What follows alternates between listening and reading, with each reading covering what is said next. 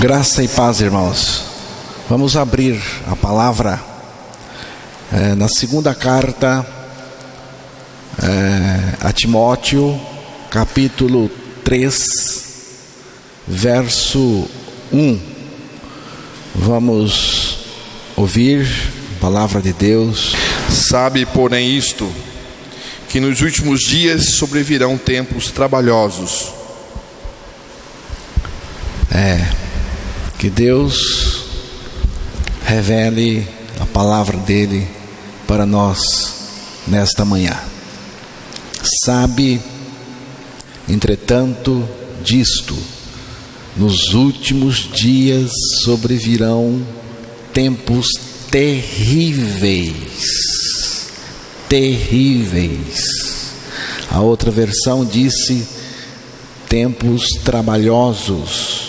E a outra diz tempos difíceis.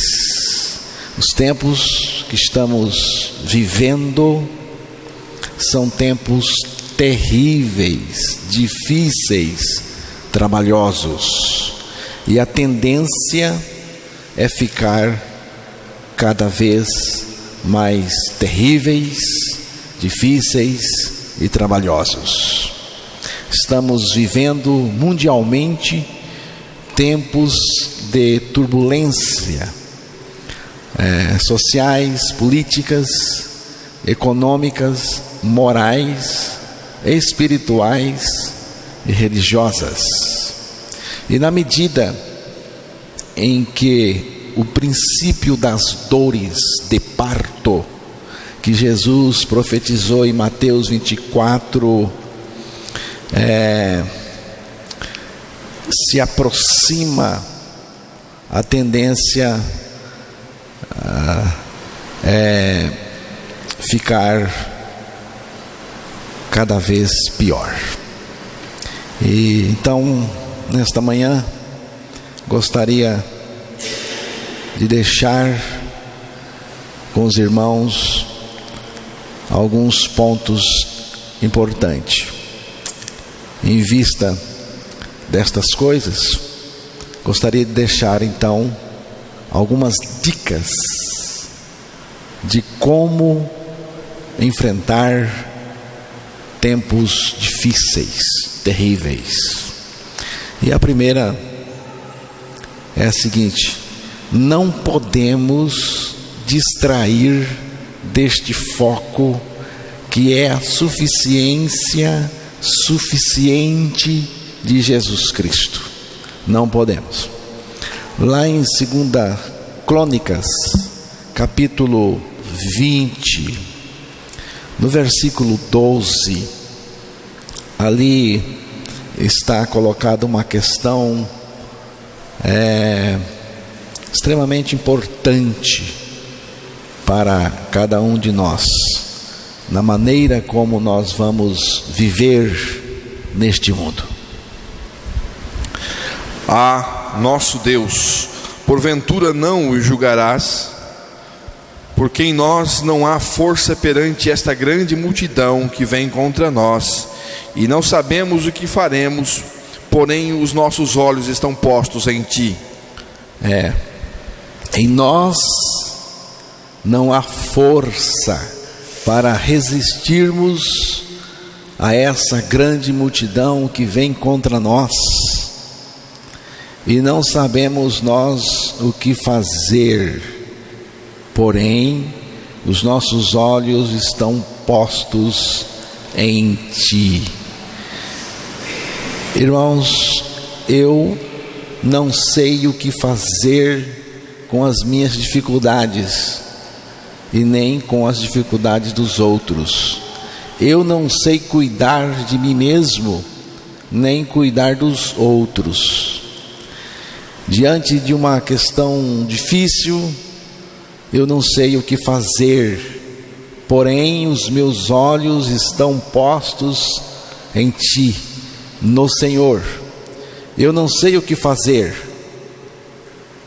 mas uma coisa eu sei fazer: olhar para aquele que tem todo o poder, que tem toda a autoridade, que tem toda a suficiência no céu e na terra.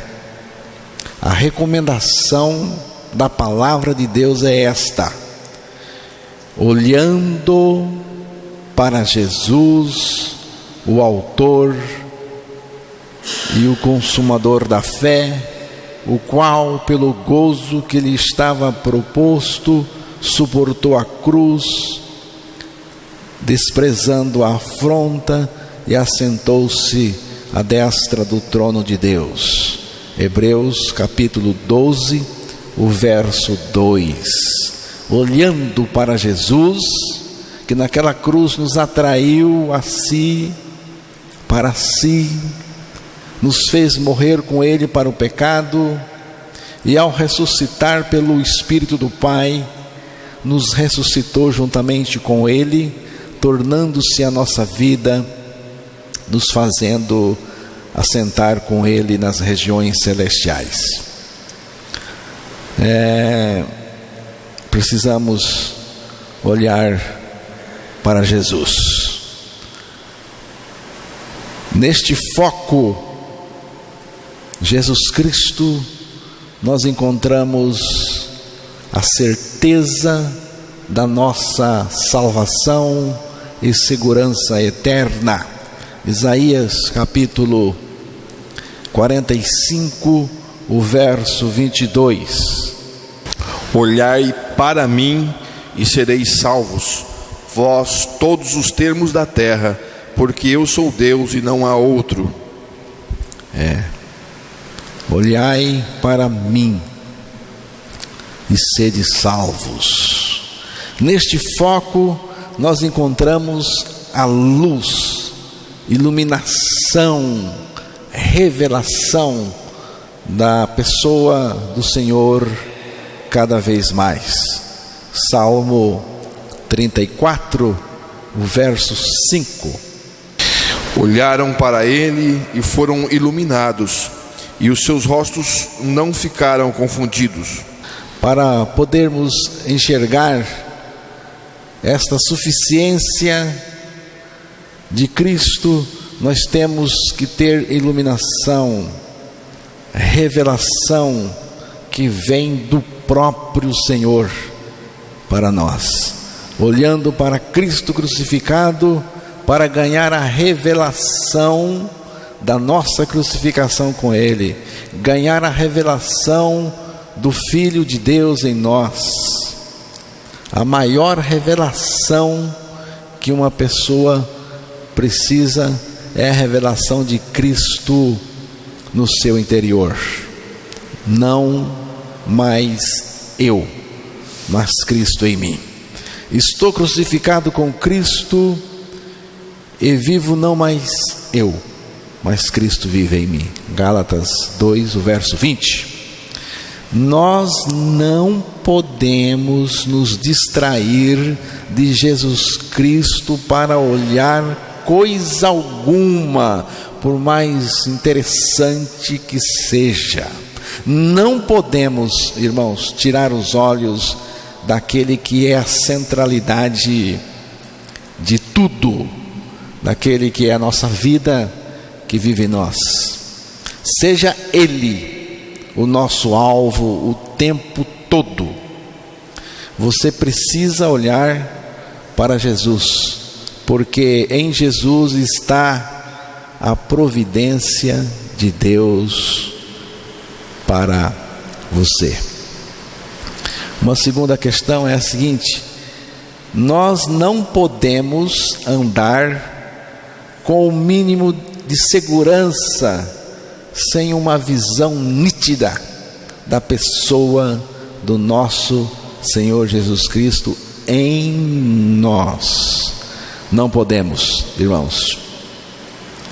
Esta é uma visão de fé, uma visão do coração, uma visão que acontece no coração, a visão de fé do nosso coração, uma visão nítida da pessoa de Jesus Cristo em nós. É vital conhecer a suficiência que há em Cristo em nós. Conhecer a suficiência que há em Cristo em mim. Estou crucificado com Cristo, não vivo mais, mas Cristo vive em mim. Não há nada além disso na vida cristã autêntica. O viver vitorioso de Cristo em mim só começa quando eu aceito pela fé a minha morte com Cristo na cruz. Se nós não morrermos, não há chance nenhuma da vida de Cristo em nós, da pessoa de Cristo em nós. Irmãos, Cristo em nós é a única resposta de Deus para cada necessidade nossa. Cristo é o cumprimento de todas as coisas em nós. Cristo é suficiente para nós. Para mim Ele é. Quem já descobriu pela revelação, pela iluminação, pela luz do Evangelho, né? Luz do Senhor, quando olhamos para Ele, quem já descobriu que Cristo é suficiente, também descobriu que não precisa de mais nada além dele.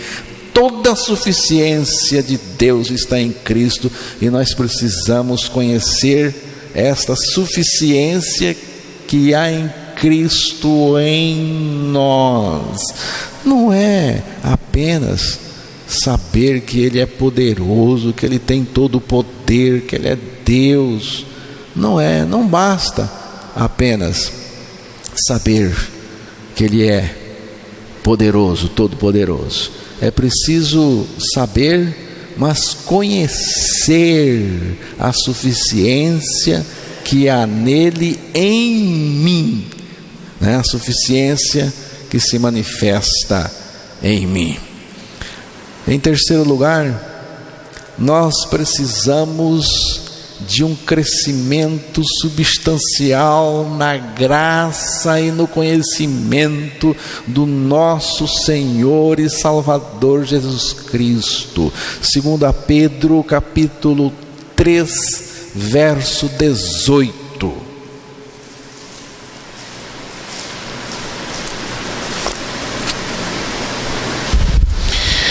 Antes, crescei na graça e conhecimento de nosso Senhor e Salvador Jesus Cristo.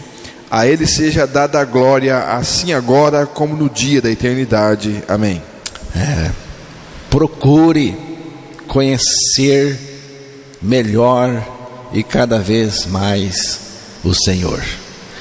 Veja Cristo como o maior tesouro da sua alma. Busque Jesus como um náufrago anseia pelo salva-vidas. No Salmo 27, no verso 8, ali o salmista fala de uma busca, de um buscar que não tem nada a ver com religião, mas buscar a presença do Senhor. Quando tu disseste, buscai o meu rosto, o meu coração disse a ti, o teu rosto, Senhor, buscarei. Ao meu coração me ocorre, buscai a minha presença. Buscarei, pois, Senhor, a tua presença. Vejam aqui, irmãos, buscarei, pois, Senhor, a tua presença. Existem dois tipos de presença de Deus. O primeiro tipo é a chamada presença onipresente, né? É que Deus está em todos os lugares. A presença de Deus está em todo lugar, né? O segundo tipo, que é o que me interessa agora, como experiência na minha vida, conhecer o segundo tipo de presença de Deus, é a chamada presença manifesta de Deus. Presença manifesta de Deus. Esta presença manifesta de Deus acontece dentro do regenerado. Dentro do regenerado. É a presença de Deus que nós precisamos experimentar, a presença manifesta de Deus. Esta presença manifesta de Deus é Cristo em mim. É Cristo em mim. Trata-se da presença real e permanente de Cristo revelada no nosso interior. Ela está revelada, manifesta, ela está revelada e se revela a cada instante. Ela está manifesta e se manifesta, e vai se manifestando a cada instante em nós, irmãos. Então, não se trata de buscar a presença de Deus fora de nós, é buscar a presença revelada, manifesta de Deus em nós. Cristo está entesourado em nós, mas esse tesouro não fica escondido, e nós precisamos crescer no conhecimento deste tesouro que está em nós. Precisamos crescer no conhecimento. A gente cresce na graça e no conhecimento do Senhor em nós. O que é graça? Porque é crescer na graça e no conhecimento do Senhor. O conhecimento que eu estou interessado, o crescimento que eu estou interessado é o conhecimento do Senhor e o crescimento do Senhor pela graça. Conhecendo a graça, crescendo na graça, conhecendo e crescendo no Senhor, no conhecimento do Senhor. O que é graça? Graça. Eu gosto muito daquela definição do pastor Antônio, que você conhece. Graça, ele gostava de dizer isso. Ele gostava de dizer: graça é Deus dando tudo e fazendo tudo a quem nada merece. Então, a condição para a graça operar é não ter condição nenhuma. Você vê? A condição para a graça operar em você é você não ter condição nenhuma. É assim que se cresce na graça. É nesta suficiência de Deus, que faz tudo, dá tudo a quem nada merece, e que não tem condições nenhuma de merecer e nem de fazer nada. Quanto mais incapaz, mais a graça de Deus se manifesta em nós. Quanto mais sem condições, mais a graça de Deus opera em nós, se manifesta em nós. Quanto mais fraco, mais a graça de Deus se manifesta e opera. Quanto mais eu cresço na graça, mais conheço o Senhor. E quanto mais eu conheço o Senhor, mais cresço na graça. E isso nunca para, irmãos. Isso nunca termina, nunca acaba. Deus nos regenerou por sua graça para conhecermos Cristo, conhecendo a sua graça. Nós conhecemos a graça pela graça. Eu só posso conhecer a graça pela própria graça de Deus. E Cristo é aquele que veio cheio de graça e de verdade. A palavra diz que Ele é aquele que veio cheio de graça e de verdade. Irmãos, Ele é a graça. Cristo é a graça, né? Ele é a manifestação absoluta da graça, né? O prazer de Deus é abrir a sua intimidade e se revelar a cada um de nós por sua graça.